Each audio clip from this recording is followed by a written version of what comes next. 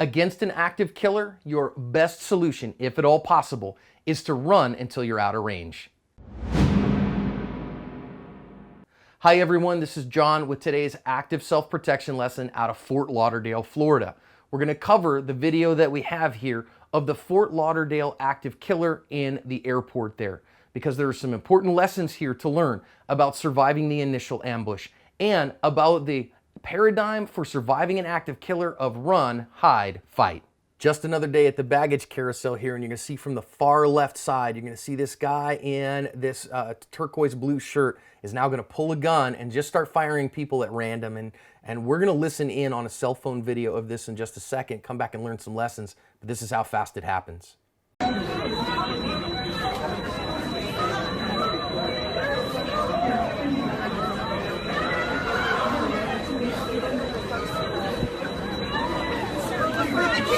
Flying all around us.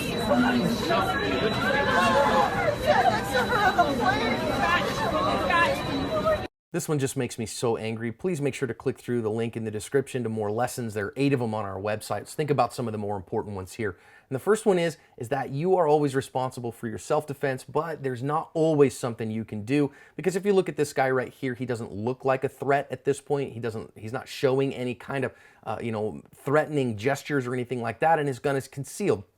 We're going to see him draw that gun and push it out and take a shot. I don't think there's anything that person could have done to keep from being shot. You know, you could talk about some super secret ninja or whatever, but I don't think it's there. But everyone else now, you have to respond to that. You're going to see him take some shots, and now everybody, the second you start to see that, look at that shock wear off, and you got to go find concealment. Cover is better, but concealment will work just as well here to get out of the danger zone. Run away from what's going on here to get at least 15 yards from the guy and to get behind some concealment so he can't see you. And you can see here some people do okay at that. You can see this couple that's behind the chairs, or people that are diving behind the smart cart thing, and others that are kind of out in the daylight there, that they're down but they're not out of the way. Use your cover and concealment effectively.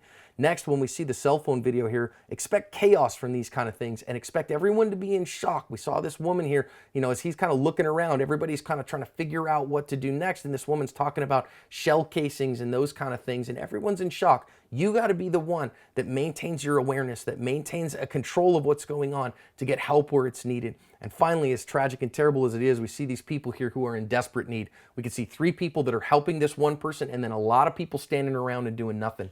So let me tell you folks, make sure you've got your first aid kit on you. Make sure that it's up to the task. You can carry a stout first aid kit on an airplane in your carry-on bag, even including trauma shears as long as they're less than 4 inches and don't have a sharp tip.